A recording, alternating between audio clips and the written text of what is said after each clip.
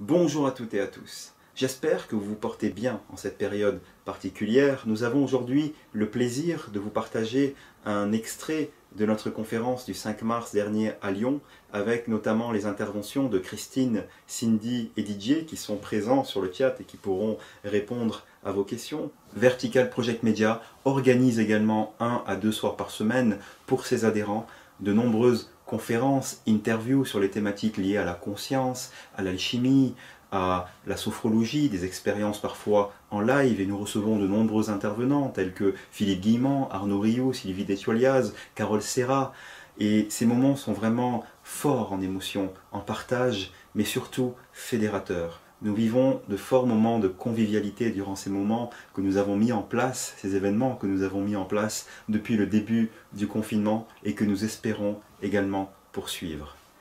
Je vous souhaite à tous un bon visionnage et n'hésitez pas à interagir avec Christine, Didier et Cindy qui sont présents sur le chat pour vous répondre. Prenez soin de vous et à bientôt.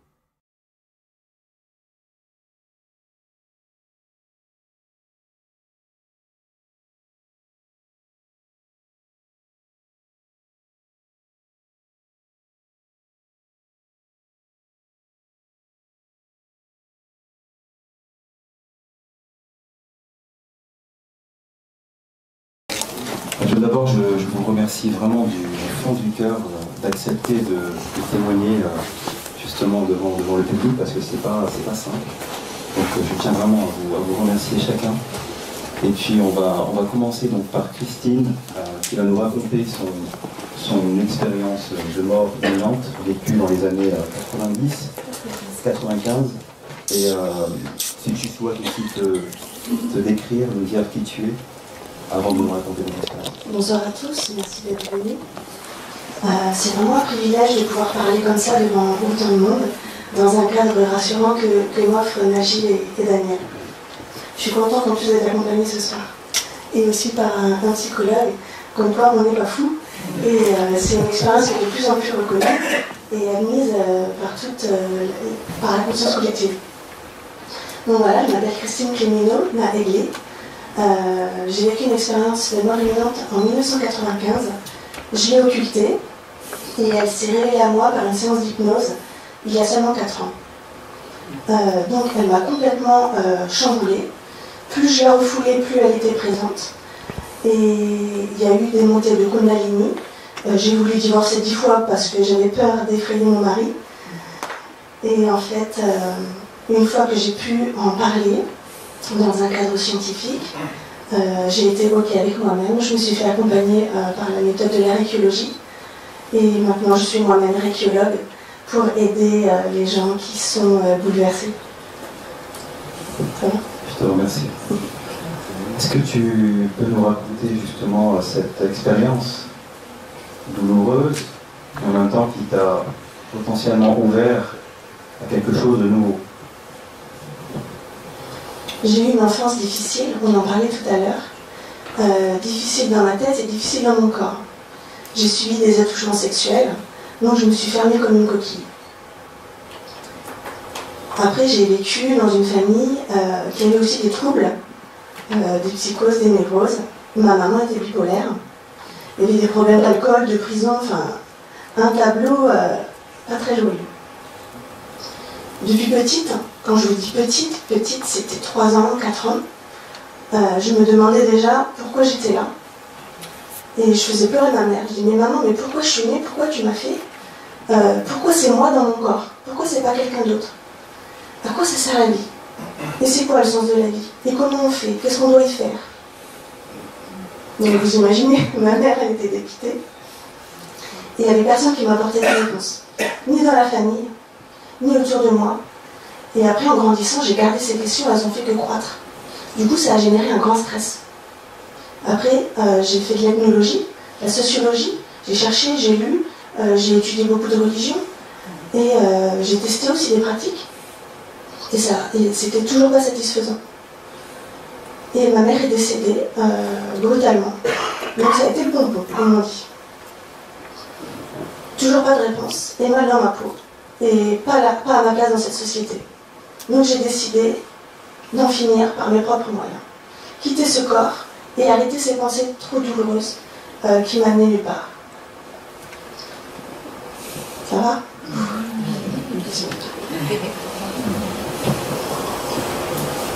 J'ai été en cours de maths. Ça servait à rien pour moi, les maths. Et j'ai décidé de quitter le bâtiment et de monter les escaliers. J'étais déjà dans un état de conscience modifié.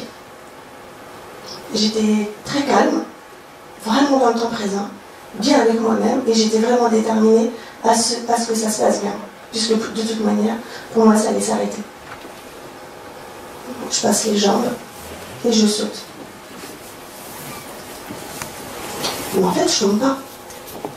Je suis dans un autre état. Je suis très sereine, je suis très apaisée, et je suis déjà dans la blancheur. Ça se coupe, c'est-à-dire qu'il y a un trou noir, et je me retrouve en dehors de la scène, de l'accident. Et ma vision perce les bâtiments. C'est-à-dire que j'observe les gens qui se déplacent, la personne qui m'a trouvée, qui crie, qui appelle les secours. Donc après, je vois l'ambulance qui arrive, se garer près d'un buisson, et mon papa qui arrive à pied, qui parle avec l'ambulance. Donc tout ça, je le suis, et je ne suis pas dans mon corps. Et je ne fais même pas attention qu'il y a un... Enfin, je sais qu'il y a un corps au sol, mais je ne l'identifie pas comme étant le mien. Donc j'écoute la conversation. Et ça s'est réalisé, enfin ça s'est vérifié, cette conversation. J'ai demandé à mon papa, est-ce que... Enfin là, il y a 4 ans, j'ai dit, est-ce que vraiment l'ambulance était garée là, donc j'ai fait un schéma. Est-ce que vraiment vous avez dit ça? Est-ce que les gens que j'ai vus à l'hôpital ont dit ça? Il m'a dit oui, comment tu le sais? Donc ça l'a tellement choqué, on n'a pas pu en dialoguer, on n'a pas pu en parler. J'ai suivi l'ambulance comment vous dire, j'étais pas dedans, je la suivais par le regard en fait et en présence qui m'a amenée à l'hôpital. J'étais à la superficie de mon corps, après sur le brancard, il y a une infirmière qui me tient la main. Je la vois, elle est vraiment magnifique. Je la raconte en entier mon expérience. Allez, c'est parti. Je vois une dame vraiment rousse, des yeux bleus, le visage pâle, elle me tient la main et me dit « Christine, accroche-toi, tu vas t'en sortir. » Je dis « Tiens, c'est marrant parce qu'elle parle, elle bouge pas les lèvres. On communique par télépathie. Et en plus, elle me connaît. » Et par la suite, j'ai su que c'était la maman d'une de mes amies qui travaillait en réanimation. Donc ça s'est vraiment passé comme ça. Après, il y a une pause dans l'expérience. Et là, je suis témoin de mon opération chirurgicale. Il y a une scène où je vois les médecins m'opérer. Il y a quelqu'un qui est au dos et il y a quelqu'un qui est au pied. Je les vois de dos en blouse blanche, il y a des compresses de sang qui tombent au sol. Et je vois cette fille, je comprends pas que c'est moi, et je dis, punaise, elle est sur le ventre, c'est un manque de respect pour elle, enfin, il cache pas son intimité, j'ai vraiment de la peine pour elle en fait. Je me dis, c'est tellement dégueulasse de voir les compresses de sang tomber que je m'en vais. Je traverse le mur. Et à ce moment-là, je suis aspirée dans un grand tunnel qui est large, gris, avec des étincelles de lumière sur les parois, et ça m'aspire. Et là, je suis contente, je dis, ah, c'est ça la mort, moi j'y vais. Donc je suis assez satisfaite. Et ça va de plus en plus vite. Ça va tellement vite que ça commence à me faire flipper. Donc je veux que ça s'arrête, mais je ne peux pas tendre les bras, parce que j'ai pas de corps. Et il y a un embranchement sur la gauche, il y a une silhouette qui m'envie d'avancer. Alors je lui dis, bah viens, suis-moi, on y va. Mais elle ne peut pas, elle est en attente. Je continue ma traversée. Et ça m'a tellement peur que je prie pour que ça s'arrête. Et je regrette mon acte de suicide à ce moment-là. Trop tard. J'arrive dans un espace sombre, de noir infini. Je me retourne, enfin son corps, je pivote sur moi-même et j'ai aucun repère, ni spatial ni temporel. Je suis face à moi-même. Et je dis, punaise, si c'est ça la mort, qu'est-ce que ça va être long? Mais à ce moment-là, je ne pleurais pas trop. Et du coup, les peurs commencent à monter, je commence à m'angoisser. Et je me dis, mais t'es bête ou quoi? Arrête de t'angoisser. Puisque t'es là, il n'y a rien qui fait peur, alors calme-toi. Et bien j'y arrive. Donc je comprends à ce moment-là le mécanisme des pensées. Je comprends comment je construis moi-même mes angoisses. Et ça, c'est génial. Parce que du coup, aujourd'hui, ça me sert.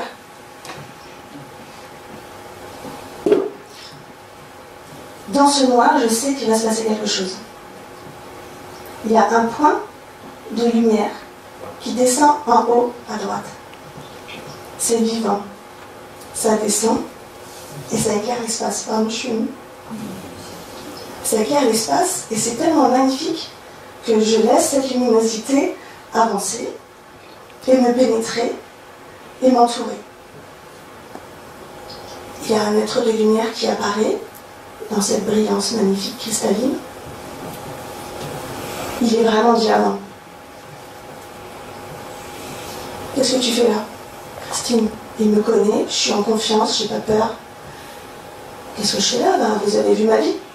Et tout, en fait, en même temps que je pense, il sait, il m'apporte des réponses, je questionne, ça va très vite. Il me connaît. Je lui dis, vous avez vu ma vie, vous avez vu ce qu'on fait, comment voulez-vous que je sois heureuse? Moi, j'aimerais être comme vous.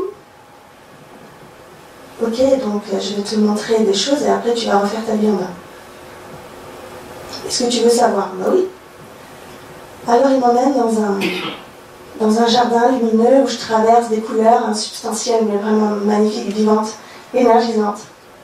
Il y a un grand sapin, il y a de l'eau.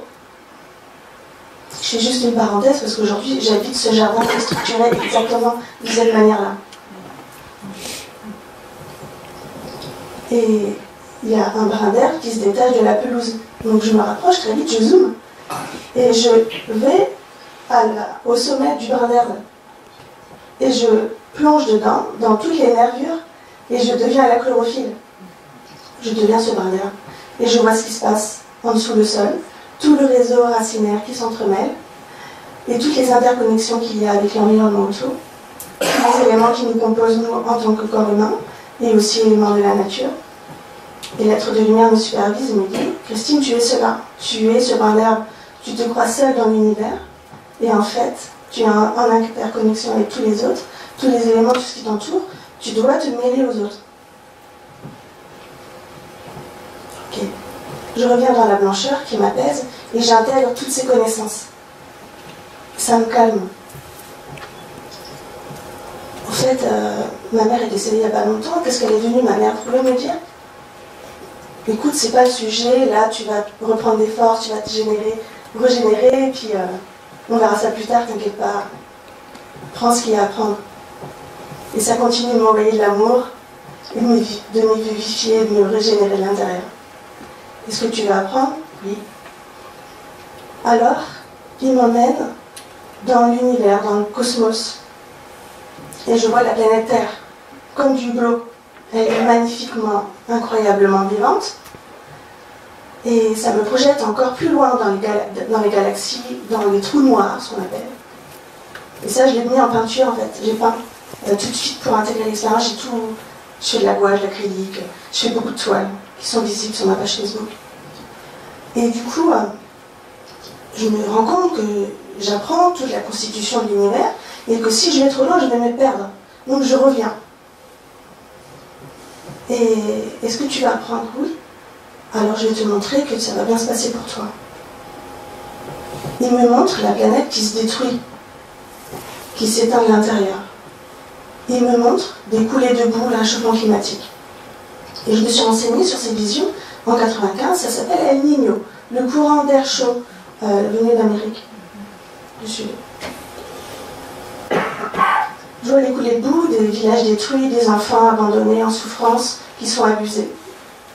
Et en fait, je fais plus que le voir, puisque je le vis. Je le vis. Je vis à la place des enfants. Et je le vis à la place des adultes. Pardon. Ça va. Arrêtez de me montrer ces visions, c'est vraiment abominable. Mais Christine, tu es amour, tu peux aider. Ah bon, moi je peux aider? Avec quoi? De l'amour? C'est quoi de l'amour? Et bam, il m'envoie une dose d'amour. Il me fait un bien. Parce que je l'ai gardé en fait. Ça se voit pas là, mais c'est vraiment très intense. Alors je vois des enfants Et on me dit, tu vas les aider. Promis, je ferai de mon mieux. Petite parenthèse, je suis devenue 10 ans assistante maternelle alors que je n'avais pas en conscience, je n'avais pas en tête cette expérience. Et je les ai aimés comme les miens. Et quand je me suis rappelée de cette expérience il y a 4 ans, ça a été formidable. En fait, mon amour s'est démultiplié en fait. Mais j'ai eu aussi à un moment donné une inflation de l'ego. Il a fallu que je me canalise beaucoup par les séances de récologie parce que j'étais illuminée en fait, c'était le cas de le dire. Donc je reviens dans la blancheur, ça me calme à nouveau, je m'apaise vraiment et j'intègre toutes ces connaissances. Christine, tu as vu beaucoup de choses là, tu peux retourner maintenant faire ta vie, tu as assez d'outils. Ah non, je ne retourne pas là. Impossible. Je vais te montrer, si tu veux pas, ce qui va se passer pour toi. Non, je vais dans un espace un peu plus sombre, sur la gauche, comme dans une bulle de bande dessinée. Il y a des silhouettes qui sont coincées à l'intérieur et qui ont une toge grise avec le visage de Picasso comme les demoiselles d'Avignon. Elles s'entrechoquent, elles n'arrivent pas à se remettre en question, à évoluer. Et l'être de lumière, avec beaucoup de bienveillance et d'amour, me dit, si tu ne fais pas d'efforts, si tu ne réfléchis pas sur ton parcours, sur ton cheminement, sur le sens de la vie, tu peux te retrouver comme ça, dans l'éternité. Et je dis, d'accord, je ne veux pas leur ressembler, je veux faire des efforts. Je veux continuer d'apprendre, montrez-moi encore. Au fait, elle est devenue quoi, ma mère? Et je ne lâchais pas avec cette question, c'était vraiment redondante. Et dans toute cette luminosité, et dans tout cet amour vraiment profond, elle est apparue en énergétique très puissant. Oh, maman, c'est toi, mais qu'est-ce que t'es belle. Mais t'es beaucoup plus que toi. T'as plus la maladie, t'es radieuse. Vas-y, viens, approche, on va se mélanger. On va se fusionner pour fabriquer quelque chose à nous deux. Et en fait, elle me fait un stop. Je suis dans l'incompréhension la plus totale. Et je commence à sombrer dans un espace noir. Et l'expérience négative commence. Je suis face à mes peurs et à mes angoisses les plus horribles. Il y a des silhouettes, en fait, c'est pas des silhouettes, c'est des corps gluants de sang qui baignent dans l'horreur et qui se battent pour remonter dans la lumière. Et plus elles se battent pour remonter, et plus elles glissent dans la méchanceté. Et elles essayent de m'attraper, donc je me bats avec ça pendant une éternité. Et je lutte avec moi-même. Et je lutte. Et c'est vraiment le combat de ma vie qui me sert de leçon. Et cette force, elle ne m'a jamais quittée non plus. Parce que quand je traverse des périodes difficiles, je me sers de ça. Parce que j'ai réussi à remonter dans la luminosité cristalline et l'amour. L'être de lumière discute de mon cas maintenant avec des personnes à ses côtés. Est-ce que c'est vraiment des êtres de lumière? Est-ce que ce sont des anges? Est-ce que ce sont les parties de moi-même qui discutent avec moi-même? Et elles argumentent. Et il va falloir que je me tourne en bas. Donc je ne sais pas encore aujourd'hui si c'est un choix conscient ou pas. Et quand je suis revenue dans la chambre d'hôpital, il y avait mon père. J'ai encore un peu de temps, Magie? Il y avait mon père. Je traverse le drap qui recouvre mon corps. Je fais même pas attention que c'est moi. La fille, elle a des cheveux sales. Et il y a une ardoise à ses pieds avec des annotations écrites en papier, des courbes de température.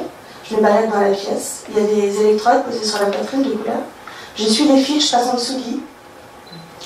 Et il y a de la lumière dans le couloir. Mais la pièce, la chambre, elle est dans la pénombre. Et la porte est ouverte, il y a de la lumière dans le couloir. Je dis, waouh, de la lumière, ça je connais, j'y vais. Et au lieu de passer par la porte qui est ouverte, non, je passe par le mur. Et je vois tout le silicone, toute la matière du mur qui est énergie. C'est vraiment très enrichissant parce que j'ai accès à l'histoire de l'hôpital. J'ai accès à plein de choses en fait. Je vais dans le couloir, je vois des chaises bleues accrochées les unes aux autres, un bureau qui est ouvert avec de la paperasse, Il n'y a rien d'intéressant, il n'y a pas un chat, ça ne m'intéresse pas. Du coup, je reviens dans le mur, je reviens dans la chambre d'hôpital et il y a quelqu'un qui me tient la main. Je regarde, c'est mon père. Papa, bah, qu'est-ce que tu fais là? Qu'est-ce qui s'est passé? Pourquoi t'es inquiet? Pourquoi tu pleures? Papa, oh, je te parle, lève la tête. Mais il ne me répond pas. Je dis, ah, tu ne me réponds pas. Et j'incorpore par le sommet de son crâne. Je rentre en lui et je deviens lui. J'ai toute l'histoire de mon père dans mon cœur. J'ai toutes ses épreuves de vie. C'est pas parce que c'est mon père, ça peut être vous. C'est un peu flippant. Et je lui redonne de la force. Je lui dis qu'on va s'en sortir. Et que je vais revenir et que ça va bien se passer pour moi. Je reviens dans mon corps, j'en par le côté droit. Et je suis paralysée à ce moment-là. Je l'ai appris pas tout de suite, parce qu'il ne faisait même pas me le dire tellement que j'étais fracassée, j'avais pas le moral d'être revenue. Ça m'a demandé plusieurs jours pour revenir en fait. J'avais la lumière dans mes yeux quand je regardais mon père, je ne comprenais pas ce qui se passait, je ne savais même plus où j'étais. Donc ça a été difficile pour moi d'en parler, on m'a même interdit d'en parler. Mon père m'a dit, si t'en parles, on va te mettre la camisole de force, donc tais-toi. Et je suis allée en centre de rééducation pendant 1 an.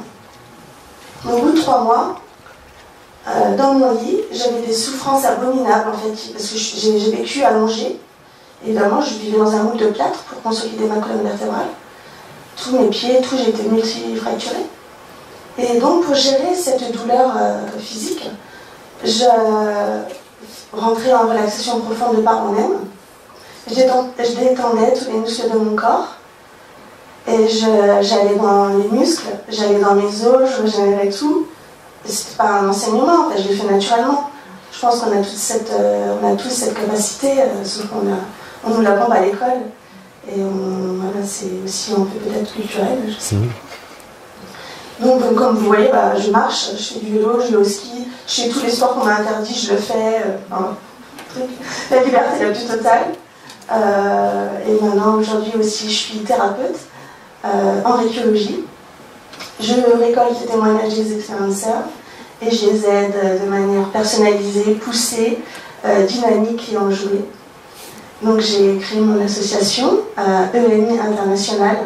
Si vous voulez jeter un œil, c'est avec grand plaisir.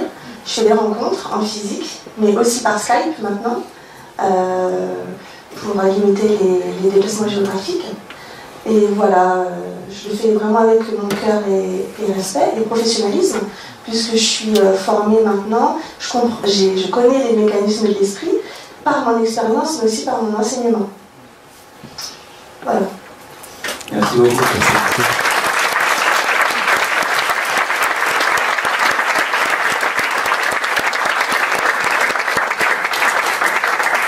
Merci encore, Christine, pour ce témoignage.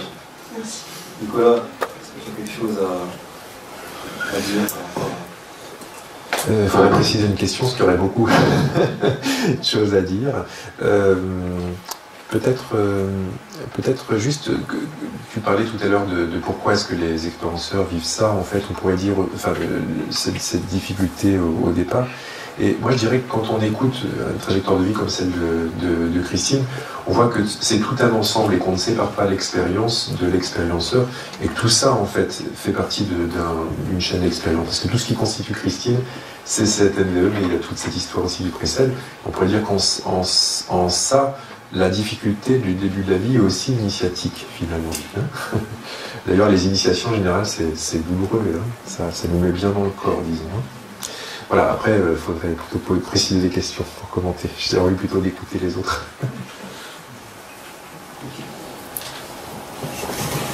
À mon tour, je prends une bonne dose d'émotion. Voilà, ça fait écho à mon expérience. Merci en tout cas. Donc bonsoir à tous. Merci Najib. Merci Nicolas. Et merci à vous tous d'être ici, de nous écouter. C'est la première fois que... pour ma part, je témoigne en public, donc c'est très fort. Donc je suis Cindy Nicolas, j'ai 38 ans, je suis professeure d'EPS, maman de 2 enfants, Jelina et Andy, mariée.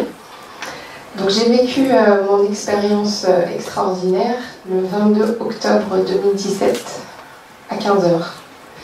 Je dis 15h parce qu'il faisait jour et en fait je me suis retrouvée dans le noir. Donc j'ai été... j'ai senti mon cœur s'accélérer, je dirais le pouls pour une sportive, autour de 180 pulsations, donc comme actuellement là. Et d'un coup, je me suis sentie sortir de mon corps. Et là, tout s'est apaisé. Donc, je me suis vue dans la galaxie, le cosmos. C'était noir. Qu'à la fois, je pensais, parce qu'il y avait mon corps en bas, et je me disais, mais je suis dans le noir, alors que c'est 15 heures, il fait jour. Bon, profitons. Et je vole à une vitesse incroyable, les bras écartés, je lève les bras parce que je sens un autre corps en haut, bizarrement.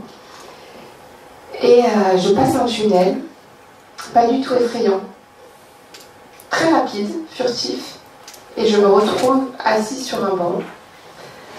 Et là, dans une ambiance cotonneuse, c'est le brouillard, il n'y a personne. Et de nouveau, j'ai peur. Je me dis, bon, est-ce que quelqu'un va arriver? Il n'y a personne, c'est silencieux. Le temps me paraît très très long. Et je me dis, comment je vais rentrer? Qu'est-ce qui se passe? D'un coup, la brume s'ouvre et je vois mon grand-père arriver à vélo. Donc, choc émotionnel positif, je prends une dose d'amour.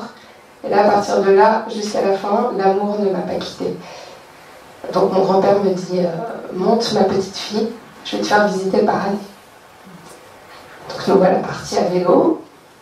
Bon, il n'y a pas de... c'est pas solide, hein, on vole, je suis derrière lui. Et j'aperçois ma grand-mère, et elle me dit, t'as vu Mémé comme elle est belle, comme elle est enfant? Et je dis, Mémé? Donc pareil, hallucinant. Toute belle, ma grand-mère qui fait le grand écart. Je dis, Mémé? C'est pas possible. Et elle me dit, ah bonjour ma Didi, t'es venue? Donc ma Didi c'était mon petit surnom, que du coup ça me fait bizarre de le entendre. Et je sens que j'avais été attendue en fait, c'est ça qui est assez perturbant. Je sens que je suis bienvenue, que c'est un jour de fête. C'est merveilleux, comme s'il y avait la musique, c'est très festif. Et là je vois mon parrain de cœur, hein, je ne suis pas baptisée. Et là encore un choc positif. Je dis Alexandre. Alexandre était mort alcoolisé dans sa baignoire, retrouvé au bout de 8 jours. Donc on était interdit de le voir. Et je dis Alexandre. Et je vois une femme à côté, belle, blonde, et un petit, les cheveux bouclés, 5-6 ans. Et dans ma tête, je me dis, mais c'est qui ces gens? Je les ai jamais vus. Et il me répond directement. Et il me dit, c'est Brigitte, ma femme. Arthur, ton cousin. Et là, je lui dis, mais qu'est-ce qui se passe?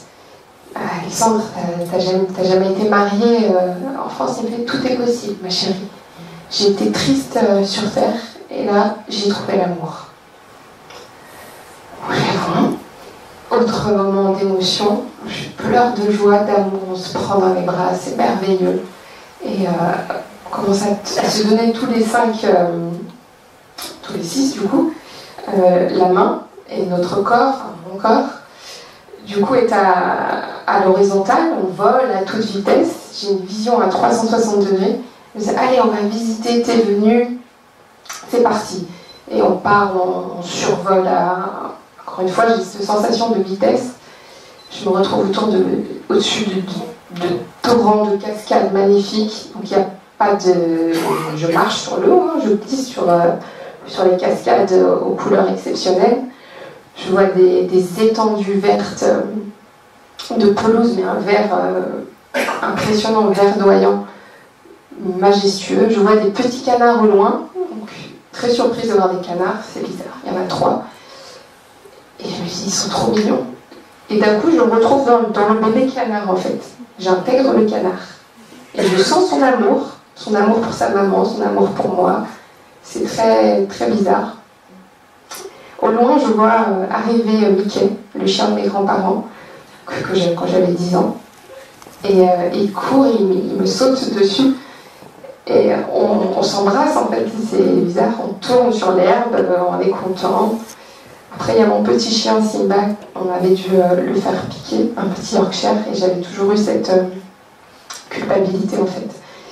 Et Et il me dit, mais t'inquiète pas, c'est pas grave. Et il me l'échoue, il parle, donc ça c'est hallucinant, parler avec son chien. En tout cas, je suis hyper contente, je ressens un amour incroyable. Donc je reçois un message, ma grand-mère, sur un ton un peu plus soutenu, elle me dit, tu vas voir ta mère, tu lui dis qu'elle arrête de fumer, c'est du poison. On va l'aider, tu continues à mettre tes bougies, on l'aidera, tu lui dis qu'on l'aidera. Je sens cette importance. Je vois ma grand-mère paternelle que j'ai pas connue, mais je sais que c'est elle, je la ressens. Elle me dit, dans 3 jours, tu iras voir ton père et tu poseras les mains sur ses épaules à tel endroit. Donc je visualise. Mon père est hospitalisé pour des grosses dépressions après tentative de suicide depuis 2013. Donc l'expérience s'est passée en 2017. Donc je dois aller le voir 3 jours après et lui dire, sa mère lui demande pardon de l'avoir abandonné quand il était petit. Donc voilà. Mon parrain me dit, tu es venu, mais sur terre tu as une mission. Tes mains guérissent, tu vas guérir, m'a dit. Et là je sens ma grand-mère qui me dit, donne-moi la main. Et je sens mon corps monter à une vitesse pareille, incroyable. Et je me retrouve face à la Vierge Marie. Donc il y a la Vierge à droite. Elle me dit, donne tes mains à la Vierge. Donne ma main à la Vierge. Donne-moi ta main, ma chérie. Je donne ma main à ma grand-mère. Et du coup, on est toutes les 3. Et je sens ce bain d'amour incroyable qui nous traverse toutes les 3. Une énergie lumineuse. C'est exceptionnel. Et elle me dit, aide sur terre, tu vas guérir. La Vierge ne parle pas. Donc, voilà, pardon. Je sens qu'on redescend. Et là, je sens que c'est le moment de partir. Donc, je suis très triste parce que je veux visiter encore. Je me dis, il y a encore plein de choses à voir. Je sens qu'il y a plein de choses à voir.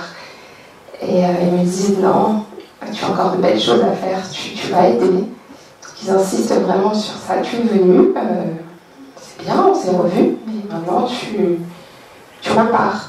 Continue d'allumer les bougies. C'est vrai que je mets souvent des bougies pour les 3. Et là, il me dit, maintenant, tu en mettras 5. Donc, ok, on s'embrasse, je leur dis que je les aime, je les remercie. Et on se serre, c'est un moment magique. Et là, je commence à partir, à retourner en arrière. Et on se fait coucou, comme quand vos amis viennent chez vous, leur faites coucou, au revoir. Et là, je sens que mon corps remonte. Donc je remonte encore plus haut qu'avant. Et je me retrouve face au Christ, à droite. Je vois que sa tête, incroyable.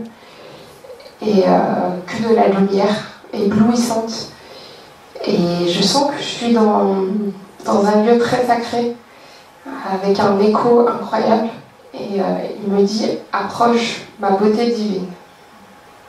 J'ai du mal à l'écrire, c'était bizarre comme mot, mais c'est ce qu'il m'a dit. Donc je sens, j'approche, et il me dit, tends tes mains.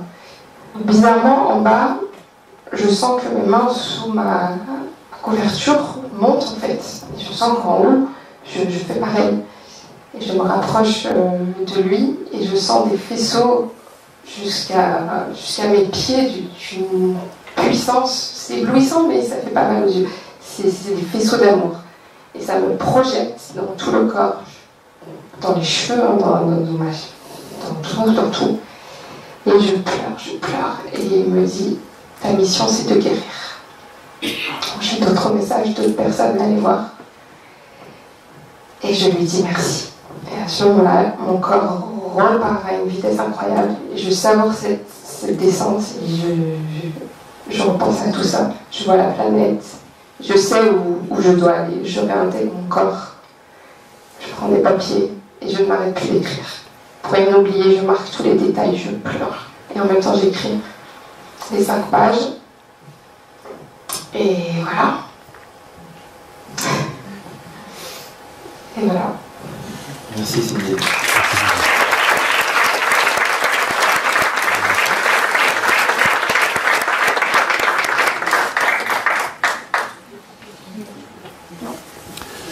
Peut-être ça me donne juste, là pour le coup, de commenter peut-être deux choses, parce que là tu l'as vécu dans un cadre d'état modifié de conscience induit, et ça permet de préciser que les formes d'expérience de mort imminente, on pourrait dire, vécu vivant existe. Je ne sais pas si c'est toujours connu en fait, quand on dit expérience de mort imminente, on pense toujours qu'il faut mourir en fait. Là on voit que c'est vécu dans disons un espace d'état modifié de conscience induit d'une part, et d'autre part que on pourrait dire que la forme de l'expérience en fait porte des dimensions toujours culturelles, hein, un peu intriquées avec la psyché de celui qui les vit en fait. Voilà, donc il y a des aspects qui peuvent intriguer parfois en disant bah tiens, mais pourquoi c'est cette forme-là, mais c'est bizarre, on dirait un rêve, etc. Et ça c'est assez classique des expériences de mort imminente en fait. Il y a ces variétés, enfin pas que de mort imminente, disons de contact avec d'autres niveaux de réalité qui prennent comme une forme qui parle le langage très intime en fait de celui qui le vit en fait. Voilà, c'est un magnifique témoignage, merci beaucoup Cindy. Merci Cindy. J'ai juste une question, est-ce que tu peux nous parler justement de ce retour sur Terre? Tu as retrouvé ta dimension horizontale après avoir été totalement verticale. Comment ça s'est passé en fait? Alors, l'atterrissage, c'est ambigu. C'est à la fois, waouh, on va plus mourir, la vie continue, il faut que je le dise à tout le monde. Mais à la fois, mais qui va croire? Donc c'est très ambigu. Donc on reçoit une dose d'amour aussi qui est énorme, et j'ai apprécié tout à l'heure, Nicolas, ce que tu as dit, c'est qu'au moins quand je suis rentrée à la maison, ben, c'est ce qui m'est arrivé en fait. Je me suis retrouvée face à mes enfants et à mon mari. Je me suis dit, mais je les aime comme ça. Comment je le fais en fait? Parce que j'ai connu tellement plus que ça a duré des mois. C'était très compliqué. Parce que je ressentais plus d'amour que j'avais eu là-haut. Donc pour le ressentir, je me suis isolée. Donc je ressentais cet amour quand je méditais. Donc je médite tous les jours. Avant de venir tout à l'heure, j'ai médité. Pour réussir à atteindre ce truc en fait. Ce qui manque, c'est une nostalgie positive. Hein, parce qu'on sait que voilà, qu'on va être super bien là-haut. Mais à la fois, retrouver cet amour... Bon, on y arrive, hein. Faut du temps, il faut intégrer l'expérience, mais aussi on le donne, on a besoin de diffuser cet amour, c'est surtout ça. Donc on a envie de... on aime tout le monde. J'ai pas d'ennemis en fait. Voilà, que ce soit au travail, avec mes élèves, c'est la joie, c'est quelque chose de merveilleux. Et on prend conscience du tout, comme on expliquait en fait, que tout est important. Avant, je tuais une araignée. Maintenant, non. Je me contrôle, je prends le balai et allez, va dans ton milieu. Mais voilà, tout est important. Une fleur, j'analyse les détails de quelque chose, de tout. Donc la vie, pour moi, aujourd'hui, est faite de joie, de merveille. Voilà. Merci Cindy. J'ai juste une dernière question, puisqu'on en avait déjà parlé avant. Tu as eu une sorte de synchronicité avec le mot Reiki. Est-ce que tu peux rapidement nous en parler? Alors en fait, quand là-haut, ils m'ont dit ta mission c'est de guérir, donc télépathiquement, ils m'ont dit ne t'inquiète pas, tout va se mettre en place comme un puzzle. Et j'ai eu une vision du mot Reiki. Donc je ne me suis jamais intéressée aux soins énergétiques. Je suis prof de sport, il n'y avait que le sport qui m'intéressait avant. Et suite à ça, je suis allée sur un salon de bien-être. Et j'ai revu sur le salon le mot Reiki. Et je me suis effondrée devant le stand. Parce que ça m'a fait la même émotion que j'ai eue là-haut. Donc en discutant avec du coup le maître Reiki, il a compris, on a parlé. Et de là, je me suis inscrite pour faire un week-end de Reiki. Avoir un petit protocole du coup pour actuellement faire des sons. Et voilà. Donc je suis allée voir mon papa aussi, parce que c'est important de le dire, de pouvoir... J'ai eu une énergie incroyable ce jour-là, donc 3 jours après, je vais le voir, j'étais portée par eux, je pense. Hein. Et je suis allée voir, je dis, papa, il faut qu'on aille à tel endroit, il faut que je trouve ce banc. Donc on l'a trouvé, il n'était pas placé pareil, donc on l'a déplacé.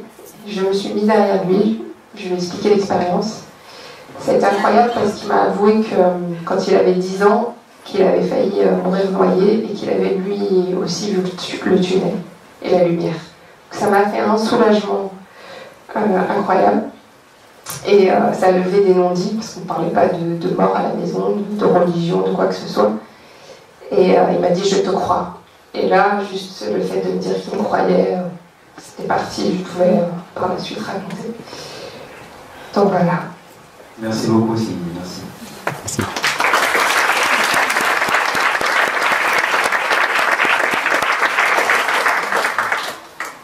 Cher Olivier.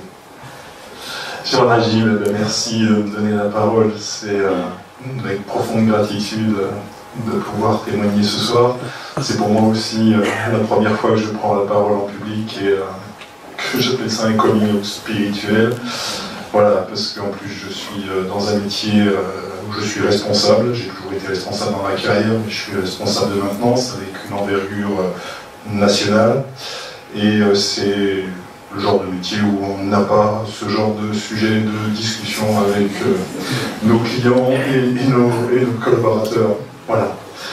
Toujours est-il que j'ai décidé de parler et j'ai annoncé à mon directeur ce que je venais faire ce soir. Voilà. Donc, j'ai eu dans ma vie, donc Didier, voilà, j'ai 54 ans, je suis accompagné dans ma vie par une charmante épouse qui m'a fait 3 beaux enfants. Voilà, toujours est-il que quand je suis arrivé sur Terre, j'étais très mal. Ma place n'est pas sur Terre. Voilà, c'était très douloureux d'être ici sur Terre. Les autres étaient mon problème, vraiment.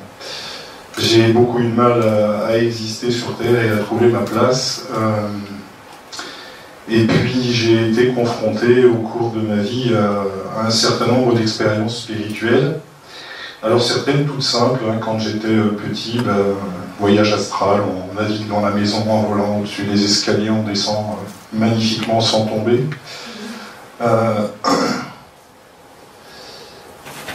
J'ai eu aussi des expériences prémonitoires de clairvoyance, j'ai eu des accidents qui se sont produits, des personnes, des conditions de mort et des personnes qui sont mortes. J'ai eu des prises de conscience quand j'étais au primaire, j'étais dans un couvent, dans une école primaire de bonnes sœurs, et à ce moment-là, le Vatican a reconnu que Dieu, Satan, n'existait pas, et pour moi c'était une prise de conscience que le Dieu qu'on nous enseignait n'existait pas non plus. Ensuite, j'ai eu un burn-out à 40 ans, qui m'a nécessité des soins. Je me suis fait accompagner par une personne qui se trouvait en plein développement personnel sur le plan spirituel auprès d'une personne qui est devenue mon maître spirituel. Voilà, quand elle est rentrée, elle m'a rappelé en disant « Guy, est-ce que tu as toujours besoin de te faire soigner ?» J'ai dit oui. Et au travers de cette personne, j'ai découvert la méditation. À partir de là, se sont déroulées différentes expériences, l'une étant d'être avalé par un serpent, une autre a été le pardon en ce sens que on se projette dans le passé, dans une souffrance que l'on a eue, et on pardonne, ce qui a l'effet de supprimer les conséquences de cette souffrance. Ça ne supprime pas le souvenir, et pour le compte, quand vous revenez dans le présent suite à ce pardon, votre présent et votre futur est libre de se passer, et donc tous les possibles sont là. J'ai fait l'expérience aussi de la grâce, qui est quelque chose du même ordre, mais de la gratitude dans l'acte de rendre grâce, avec une profonde ressenti de joie, de liberté, d'émancipation. J'ai vécu une décorporation, où mon corps s'est séparé en deux, qui m'a été traduit d'ailleurs peut-être comme un poltergeist, voilà. J'ai vécu le noir absolu. Alors, même chose que Christine, une vision de la Terre, de l'espace, du cosmos, et je me suis retrouvé dans le noir absolu et dans une solitude absolue. C'est absolument impressionnant, je l'ai vécu avec beaucoup de paix et de sérénité, mais ça trouble le mental. J'ai vécu un fantôme, comme ça, j'étais en train de méditer, un fantôme blanc, comme une dame blanche, est sorti de moi et allait rentrer dans le postérieur d'une femme qui était voisine de moi, à 2 personnes de moi. J'ai des souffrances parfois au cœur, et le fait que quelqu'un vienne me poser la main sur la poitrine apaise instantanément cette souffrance. J'ai fait un stage de développement personnel avec 5 personnes, et à un moment donné dans ce stage, je me suis trouvé à être dans la position d'un maître et à leur dire des choses qui sortaient de ma bouche, mais c'était pas moi qui proférais les pensées et les paroles. Enfin, les paroles, oui. Mais en tout cas, ce que je disais, c'est pas mon mental qui produisait, et c'était d'une justesse incroyable. Et les 5 personnes qui étaient là dans ce stage, à l'issue du stage, m'ont fait part de ce moment très particulier des 3 jours de formation, en disant, ouais, Didier, là, tu nous as dit des choses... Voilà, donc là, je sais que j'ai vécu quelque chose qui est de l'ordre du canal. J'ai rencontré un médium qui m'a expliqué que j'étais passeur d'âme, et il m'a invité à faire l'expérience, et je me suis retrouvé dans l'au-delà, dans une zone grise, brumeuse, sans grand-chose, à me donner la main à une petite blondinette qui avait des couettes comme ça, qui était toute mimi, qui était un peu paumée, et je lui ai donné la main, et je l'ai emmenée, on a marché dans la lumière, et je l'ai emmenée là-bas dans la lumière. Et là, elle a été prise en charge, et voilà. Voilà, et puis pour terminer, eh bien, j'ai fait une expérience très intense et plus riche que je vais maintenant vous commenter de façon plus approfondie. Donc, c'était une expérience aussi à travers la méditation. J'étais dans une grande salle auprès d'un grand maître, une personne que je considère comme ma mère spirituelle, qui accueille des gens, auprès de qui les gens vont et reçoivent ce qu'on appelle un darshan. Et dans la foule, il y avait une personne à qui je tenais beaucoup, qui était très importante pour moi, une personne qui était avec moi dans mon développement personnel, auprès de la personne qui m'a réussi à me sortir de mon burn-out que j'avais eu à 40 ans. Et on cherche tous à aller vers une meilleure vie. Donc, au moment où elle se dirigeait vers ce maître, j'ai prié pour qu'elle trouve une réponse à sa vie, qu'elle trouve le bonheur, qu'elle soit... voilà, que son chemin de vie s'ouvre et se réalise pour elle. Donc j'étais assis au milieu de tas de personnes devant ce maître, en train de prier pendant qu'elle était en train de rejoindre ce maître. Et là, d'un seul coup, un rayon de lumière est venu, m'a transpercé par la tête. Et ce cône, c'est un rayon qui est devenu un cône. Alors au début, j'avais le sentiment de recevoir la lumière dans la bouche. Ce cône s'est élargi. C'était une lumière d'une intensité incroyable, des centaines, des milliers de fois le soleil. Sauf que là, cette lumière, je pouvais la regarder droit dans les yeux, quoi. Et j'étais pas du tout aveuglé. C'était très impressionnant. Et dans cette lumière qui venait, qui me transperçait de part en part, je voyais des petites irisations, des petites bulles de lumière qui venaient très très loin de ce point qui venait de l'infini, et ce cône qui s'élargissait en gros au-dessus de mes épaules, quoi. Ces petites bulles de lumière venaient comme pour me voir, comme pour me visiter, et elles étaient en joie. J'avais l'impression qu'elles rigolaient, de me dire « Tiens, Didier, t'es là, t'es venu nous voir ». Et voilà, et certaines, les plus proches de moi, je voyais comme des ailes qui sortaient de la bulle. Voilà, et là je me suis dit « Ouais, Didier, c'est des âmes, ce que tu es en train de voir, ce sont des âmes ». Voilà, donc j'ai été profondément touché parce que j'étais conscient à la fois de vivre sur Terre, au milieu de cette salle. Il y avait à côté de moi des gens qui respiraient, que j'entendais respirer. Il y avait tous ces gens qui circulaient, qui allaient voir le maître. Et en même temps, j'étais là, dans cette lumière, dans cette autre dimension où je vivais quelque chose de complètement parallèle à ce qui se passait sur Terre. Mon cœur était en train de battre la chamade, ma respiration commençait à s'amplifier, et j'ai senti de l'amour, d'une quantité d'amour incommensurable. Il n'y a pas vraiment de mots pour expliquer ça, c'est incroyable, et au bout de quelques secondes, je ne sais pas donner le temps, d'un seul coup, cet amour que je recevais est devenu moi. C'était moi l'amour. C'était moi qui étais devenu cet amour. Je n'étais plus celui qui le recevait, j'étais l'amour lui-même. Ça a été très impressionnant. Et puis, je ressentais ensuite la paix, une profonde paix comme on ne connaît pas sur Terre. J'ai pris conscience que le mot sécurité n'existait pas de l'autre côté et que la peur n'existait pas. Je me suis rendu compte que dans cette paix, en fait, l'amour et la peur sont sur un même axe. Et en fait, quand on est dans l'axe du côté de l'amour, en fait, la peur disparaît. Et j'ai ressenti une sérénité incroyable. Et je me suis senti aussi manquer d'air. J'étais conscient que sur Terre, là, avec ce que j'étais en train de vivre, mon cœur tapait très fort, et je sentais mon poumon se gonfler et se dégonfler.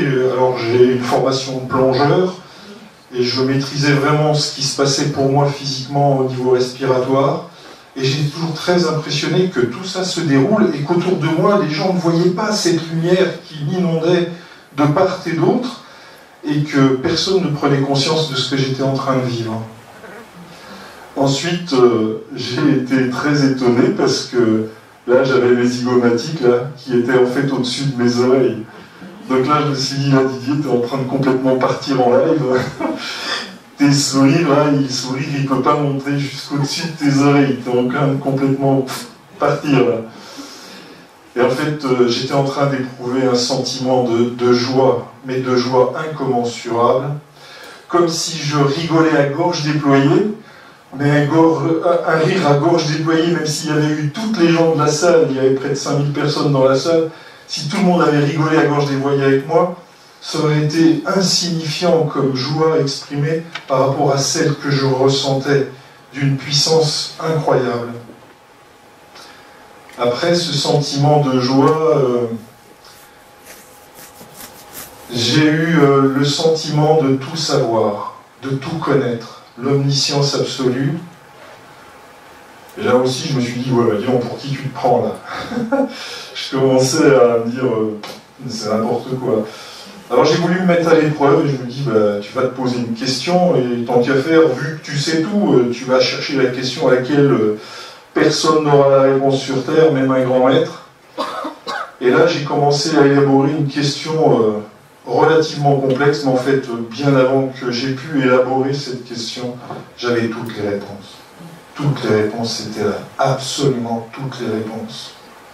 Alors j'étais très frustré, donc je me suis dit, bon, attends, tu t'es laissé avoir, en fait, tu es en train de vivre un truc là, mais ton cerveau terrestre, il va trop lentement, donc tu vas te poser une question toute simple, par laquelle on répond par oui ou par non, puis on va bien vérifier si effectivement ça marche ton truc. En fait, avant même que je puisse élaborer une question extrêmement simple, de toute façon, toutes les réponses étaient là. C'est très choquant et très impressionnant de tout savoir sur tout. Mon regard a plongé et je crois avoir vu un caillou, voilà. Et là, je suis rentré dans le caillou, je suis rentré dans la matière, j'ai vu la constitution de ce caillou, et en fait, à partir de là, des molécules, des atomes, des neutrons, etc. Et à ce moment-là, je me suis rendu compte que je connaissais aussi l'univers, toutes les étoiles, le cosmos, je voyais toutes les constellations dans l'univers. Et puis instantanément, j'étais aussi tous les êtres humains, tous les êtres vivants. Et ce sentiment que l'autre, c'est moi, et que ce que pense l'autre, je le sens, Mais ce que je pense, moi, il le sait aussi instantanément, et il n'y a pas besoin de parler, la communication est instantanée. Voilà, et à partir de là, j'étais chacune de ces choses. J'avais conscience que j'étais chaque grain de poussière, chaque étoile dans le cosmos, chaque être vivant. Et là, d'un seul coup, plutôt que d'être chacun d'entre eux, d'un seul coup, d'un seul, ils étaient tous en moi. Et j'étais chacun d'eux, mais en fait, tous ne faisaient plus qu'un avec moi. J'étais ce qu'on appelle l'unité ou l'unicité. J'étais le un. Voilà. Donc j'ai fait cette expérience très impressionnante d'être le seul, relié à tous, et que tout était en moi. Voilà.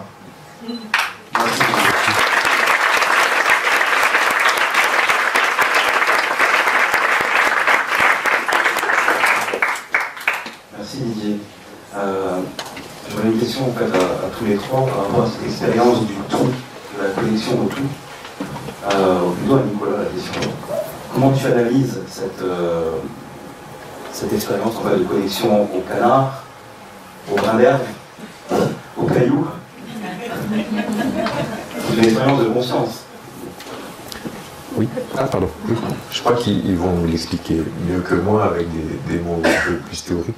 Je crois que c'est la réalité fondamentale en fait. C'est-à-dire que d'ailleurs toutes les traditions nous disent, la Maya, l'illusion, c'est d'être séparé en fait. Du coup les expérienceurs viennent, ou quand on fait l'expérience d'état élargi de conscience, on fait l'expérience de la vraie nature de la réalité en fait, qui n'est pas d'être séparé, mais cette unité fondamentale en fait. J'avais juste envie de faire un petit commentaire sur ta magnifique expérience et merci beaucoup de ton partage généreux. Et j'ai eu la chance de discuter un petit peu avec Didier avant et chaque chose qui nous a listé un petit peu comme ça est une expérience très, très complète. C'est vraiment un beau parcours. Et j'avais juste envie de commenter là pour le coup peut-être d'une certaine manière ce que les hindouistes vont appeler la descente de Shakti. À un moment, cette descente comme ça de la lumière qui est comme c'est pas l'opposé, il n'y a rien d'opposable, mais à une montée de la Kundalini, là, une descente de la Shakti. Et c'est comme cet éveil presque très ordonné, en fait, de l'éveil du cœur, puis l'éveil du chakra de la connaissance, et enfin l'éveil du chakra couronne, et cette expérience transcendantale que tu as vécue d'unité cosmique, quoi. Et cet éveil du chakra, on pourrait dire de la connaissance, mais c'est déjà une interprétation, qui connecte à ces mémoires akashiques pour certains, ou ce qu'on appelle aussi web cosmique d'une certaine manière, c'est-à-dire l'accès à une connaissance, on ne sait pas si elle est absolue, mais disons de notre point de vue humain, elle semble absolue. Hein, elle est perçue comme ça. Bon voilà, et je tenais juste à préciser que c'était une expérience dont témoigne beaucoup. J'ai une question à vous poser, je ne sais pas si tu as la réponse, hein, ça va être compliqué. Donc on a une expérience où Cindy a rencontré une expérience mariale en fait, dans un état modifié de conscience. Didier parle d'autre chose, mon Dieu le Christ. À quoi penses-tu qu'ils se connectent? Est-ce que c'est un j'ai la réponse. Non, j'ai pas la réponse. Mais non, j'ai pas la réponse parce que de toute façon, c'est que des cartes qui vont s'opposer en fait. Hein. Si on parle d'archétype, bah, c'est une cartographie jungienne. Si on parle de Marie, bah, c'est une cartographie religieuse en fait. Hein. Voilà, donc après je peux juste partager une croyance, donc je vais plutôt m'abstenir et laisser ça, cette part au mystère. L'univers, tout simplement. Moi je dirais à l'amour en fait. L'univers, c'est l'amour. C'est ça. Oui, c'est vrai, je ne m'attendais pas à voir la Vierge et le Christ, mais je les ai vus. Donc voilà, j'ai envie de le partager et de l'assumer, d'oser témoigner. En tout cas aujourd'hui, j'ai un profond respect pour la Vierge et le Christ. Et c'est vrai que dans notre région, il y a beaucoup de statues, donc je m'arrête, je lui parle, je lui prends photo. Un Christ pareil, et je prie pour eux, et je sais que voilà, ils sont là, ils font partie de moi. Et c'est beau, et c'est surtout l'amour en fait. Et je pense qu'en fait, le message final que j'ai envie de dire, c'est vraiment de aimez-vous, aimons-nous en fait. Et voilà, et vivons. Et la vie continue.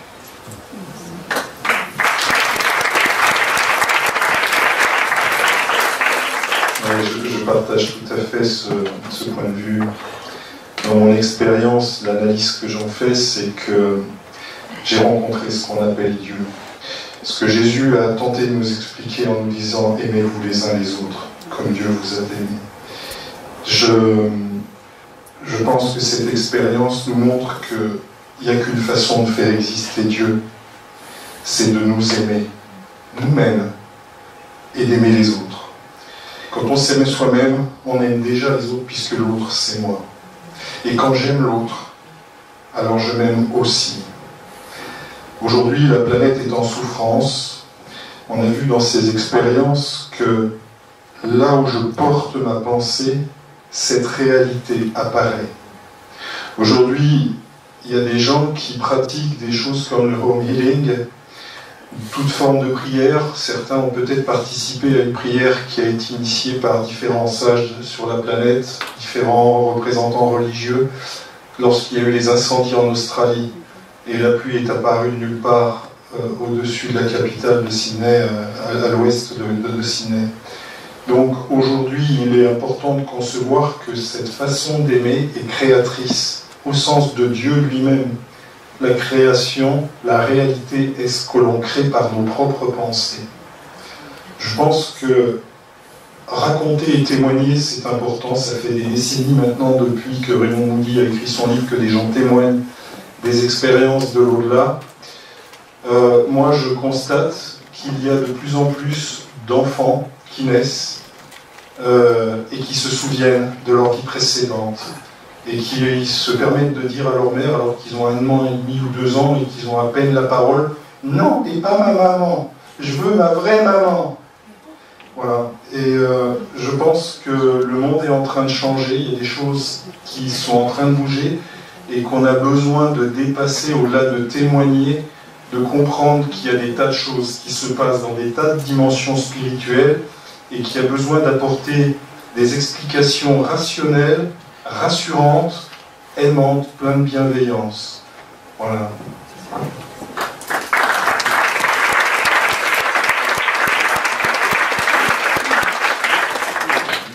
Oui, juste, ça me faisait penser que les expérienceurs pourraient être équivalents dans le monde laïque, puisqu'on finalement il y a une laïcisation de la société, et finalement l'amour revient par d'autres chemins. Avant, il y avait les saints, on pourrait dire, dans les saints ou les canonisés en quelque sorte. Et aujourd'hui, le monde laïque a ses expérienceurs, voilà, qui viennent témoigner aussi de l'amour.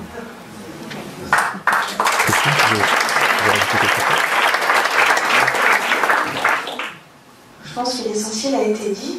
Quand on se reconnecte, quand on se relie à soi-même au niveau du cœur, c'est vrai que cet amour est en exponentiel, à l'infini, c'est intarissable et il y a une espèce de rayonnement général qui jaillit et il faut en profiter en fait. Donc c'est vrai qu'il n'y a plus du tout de peur de la mort. Il y a cette conscience-là qui est vraiment précieuse et qui change carrément le sens de la vie, le sens de l'expérience.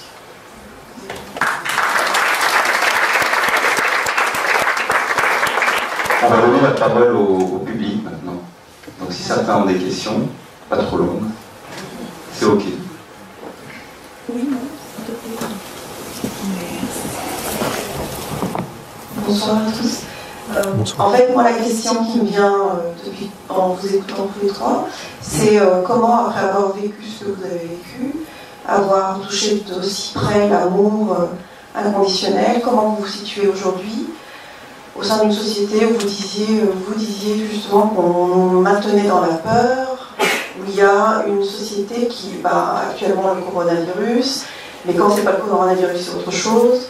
De toute façon, comment vous situez-vous vous aujourd'hui? Comment arrivez-vous à vous recentrer en fait? Parce que c'est très compliqué de sortir de cette peur dans laquelle les médias nous maintiennent constamment en fait. Éteignez vos télés.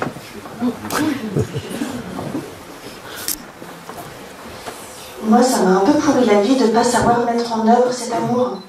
Ça ne suffisait pas d'être assistante maternelle. Il fallait que je devienne une professionnelle. Il fallait que je mette en acte en fait, cet amour concrètement. Donc c'est par l'action, c'est par la démonstration que ça m'a calmée, ça m'a soulagée. Et en fait, vu qu'il y a des résultats que je sème, et que si je sème, ben, ça prend forme et puis ça rayonne, et voilà. Donc c'est comme ça que moi je me sens bien alignée en fait. Alors moi, par rapport à la société actuelle, c'est vrai qu'on parle beaucoup que la planète souffre, etc. Donc c'est vrai que j'essaye de semer, voilà, de mettre en œuvre des petites actions par petits groupes, voilà, des actions écolo, avec les voisins, avec les enfants, d'investir vraiment de changer les consciences. Rien que moi, à mon lycée, je fais énormément d'actions. Donc je suis un peu la révolutionnaire positive, mais déjà rien que mon bureau, vous rentrez, il y a des affiches partout positives. Donc vous avez un petit souci, venez dans le bureau, regardez les affiches, et ça ira mieux. Et voilà, c'est des petites actions. Après, on a un groupe de prière, ils sont là. Donc on fait des égrégores le soir, on se connecte à 19h, on prend un temps de prière actuellement pour le coronavirus. Et on essaye, on intègre de plus en plus de monde dans ces petites actions. Et puis en tout cas, essayer d'avoir... pas se laisser aspirer par les médias. Moi, c'est vrai que la télé, je ne la regarde plus. Et voilà, être positive et profiter de la vie, en fait. Voilà. Merci. Je trouve la question excellente. Comme l'a dit Christine, quand on revient, on est en décalage complet avec cette capacité d'avoir ressenti l'amour, de pouvoir éventuellement le donner aussi, mais il faut être humble. On reste des humains terrestres et voilà. Pour le reste, je pense que nous avons un rôle de rayonnement. C'est par l'exemple et l'exemplarité qu'on pourra amener les autres à changer. Les autres, en fait, sont ceux qui n'ont pas encore vécu ce genre de choses et qui n'ont pas la connaissance, sont piégés dans un truc terrible de l'humanité. Ça s'appelle le jugement de valeur, les croyances et les opinions. Ces trois choses-là sont des choses qui vous protègent, avec lesquelles vous cherchez à vous protéger d'une expérience. Alors on a vu, elles peuvent être traumatisantes dans un premier temps, mais elles sont salutaires. En vous persuadant qu'une chose est dangereuse et néfaste pour vous, ben vous évitez d'aller à la rencontre de l'expérience et de vérifier la vérité. Vous vivez dans un monde de mensonges, alors qu'il est possible de goûter la vérité. C'est ce qui est juste et bon. Vous faites l'expérience. Si vous vous brûlez, vous ne recommencerez jamais. À un enfant, vous pouvez lui expliquer, touche pas, tu vas te brûler, touche. Vous pouvez faire de la CNV, vous pouvez lui donner des coups de martinet, vous faites tout ce que vous voulez, mais un jour, il touchera. La connaissance ne s'acquiert que par l'expérience. À partir de ce moment-là, il ne touchera plus jamais. Voilà, donc je crois important qu'il nous faut pouvoir rayonner, être ouvert, et que quelqu'un qui n'a pas soif, on ne le fera jamais boire. Voilà. Jésus nous a dit, je ne suis pas devant vous pour vous entraîner, je ne suis pas derrière pour vous pousser, je suis à côté de vous, je suis là pour vous accompagner. C'est important de comprendre que notre rôle, c'est de témoigner et de faire des petites choses insignifiantes a priori, mais qui donnent l'exemple, qui montrent, et puis c'est l'esprit colibri d'un homme que nous connaissons tous bien. Chacun fait ce qu'il peut, à sa hauteur, dans sa dimension, dans son périmètre, dans son rayonnement, et puis ça générera des choses. Aujourd'hui ou demain, de toute façon, le temps n'existe pas. Il n'existe que l'amour. Et dans cette dimension, tout est possible, et en un claquement de doigts en plus. Ce n'est pas une question de temps, c'est une question d'attitude. Tout n'est question que d'attitude. À partir du moment où vous adoptez la bonne attitude, ça génère des choses incommensurables.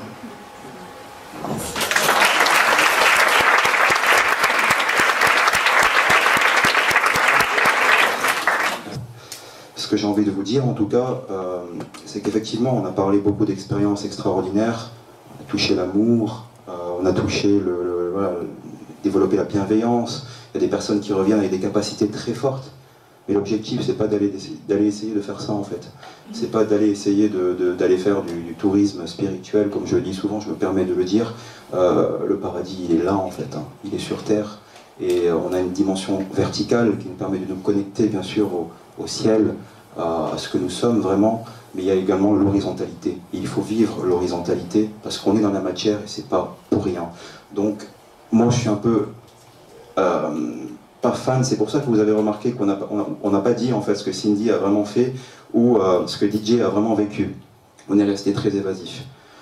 Pour pas que les gens en sortant d'ici se disent « Allez, moi je vais aller faire ça ». En fait, l'expérience, elle vient à vous, c'est pas vous qui allez vers elle.